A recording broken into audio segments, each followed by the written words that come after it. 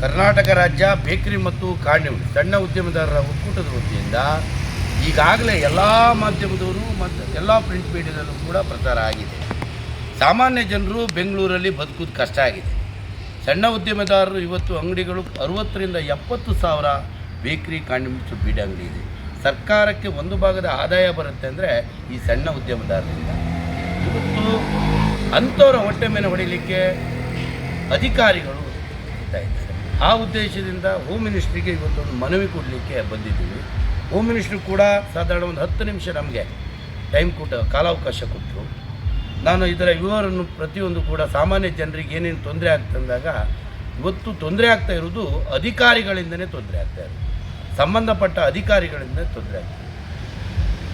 ಅಧಿಕಾರಿಗಳು ಅವರ ಬೆನ್ನೆಲುಬಾಗಿ ಆಗಿರುವಂಥ ಅಧಿಕಾರಿಗಳು ಇವತ್ತು ಬೇಕ್ರಿಗೆ ಹೋಗ್ಬಿಟ್ಟು, ಕಾಂಡಿಮೆಂಟ್ಸಿಗೆ ಹೋಗ್ಬಿಟ್ಟು, ಸಣ್ಣ ಬಿಸ್ನೆಸ್ಗಳಿಗೆ ಹೋಗ್ಬಿಟ್ಟು ಸಿಗರೇಟ್ ಎತ್ಕೊಬರುವಂಥದ್ದು, ಪಾನ್ಪರಕ್ ಐಟಮ್ ಎತ್ಕೊಬರುವಂಥ ಕೆಲಸ ಮಾಡ್ತಾರೆ.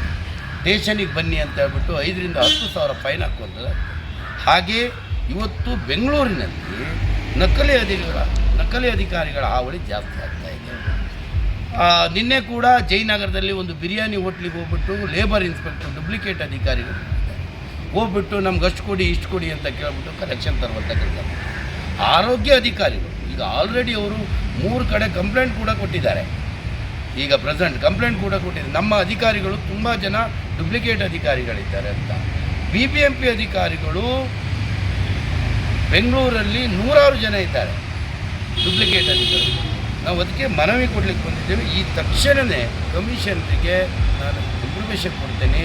ಅದರ ಬಗ್ಗೆ ಕೂಲಂಕುಷವಾಗಿ ಯಾರ್ಯಾರಿಗೆ ಇನ್ಫಾರ್ಮೇಷನ್ ಅವ್ರಿಗೆ ಕೊಡುವಂಥ ಕೆಲಸ ನಾನು ಮಾಡ್ತೀನಿ ಅಂತ ಹೇಳಿದ್ದಾರೆ ಗೃಹ ಸಚಿವರು. ಅವರಿಗೆ ತುಂಬ ಹೃದಯದ ಧನ್ಯವಾದಗಳು ಕೂಡ ಹೇಳ್ತೇನೆ. ಹಾಗೆ ಮಾಧ್ಯಮ ಮಿತ್ರರಿಗೂ ಕೂಡ ತುಂಬ ಹೃದಯದಿಂದ ಧನ್ಯವಾದ ಹೇಳ್ತೇವೆ. ದಿನನಿತ್ಯ ಕೂಡ ಅವರು ಇದರ ಬಗ್ಗೆ ಪ್ರಸಾರ ಮಾಡ್ತಾ ಇದ್ದಾರೆ. ಸಾಮಾನ್ಯ ಜನರಿಗೆ ಒಂದು ಒಳ್ಳೇದು ಮಾಡಲಿಕ್ಕೆ ಅವಕಾಶ ಕೊಡ್ತಾ ಇದ್ದಾರೆ. Thank you.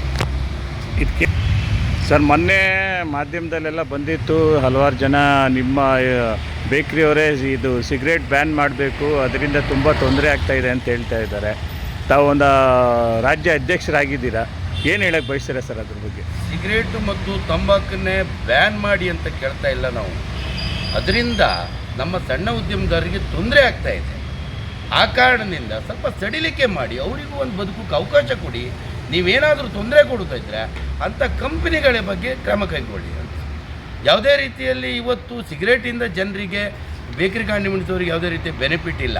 Coffee tea sale ಆಗೋದ್ರಿಂದ ಅವರು ಸಿಗರೇಟನ್ನೇ ಯೂಸ್ ಮಾಡ್ತಾ ಇದ್ದಾರೆ ಅಷ್ಟೇ ಬಿಟ್ಟರೆ ಇನ್ನೇನಿಲ್ಲ. ಹಾಗೇ ಗುಟ್ಕಾ ಐಟಮ್ಮು ಅದರಿಂದಲೂ ಕೂಡ ದೊಡ್ಡ ಮಟ್ಟದ ಅವರಿಗೆ ಆದಾಯ ಇಲ್ಲ. ಅವರಿಗೇನೆಂದರೆ ಬನ್ನು ಬಿಸ್ಕೆಟು ಇಂಥದ್ರ ಜೊತೆಗೆ ಆ ವ್ಯಾಪಾರವನ್ನು ಮಾಡ್ತಾ ಇದ್ದಾರೆ. ಸೊ ಇದು 5 ರೂಪಾಯಿ ವ್ಯಾಪಾರ ಅಂತೀರ?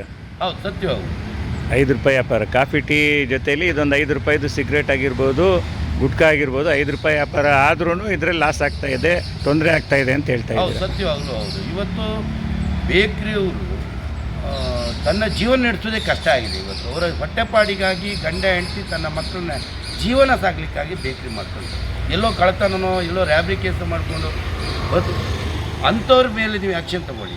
ಇಂಥವ್ರು ದಿನನಿತ್ಯ ದುಡಿಯೋರ ಮೇಲೆ ಯಾವ ಕಾರಣಕ್ಕೂ ತಾವು ಆ್ಯಕ್ಷನ್ ತೊಗೊಳ್ಬಾರ್ದು ಅಂತ ಕೇಳ್ಕೊಳ್ತಾ. ಕೊನೆಯದಾಗಿ ಏನು ಹೇಳಕ್ಕೆ ಬಯಸ್ತೀರಾ ಸರ್? ಗೃಹ ಸಚಿವರು ತಮಗೆ ಒಳ್ಳೆ ಅಭಿಪ್ರಾಯ ಕೊಟ್ಟು ಹೋಗಿದ್ದಾರೆ, ನೀವೇನು ಹೇಳಕ್ಕೆ ಬಯಸ್ತೀರಾ? ಯಾವ ರೀತಿ ಅವರಿಗೆ? ಗೃಹ ಸಚಿವರು ಈಗಾಗಲೇ ಕಮಿಷನರಿಗೆ ಫೋನ್ ಮಾಡಿರ್ತಾರಂತ ನನ್ನ ಅನಿಸಿಕೆ.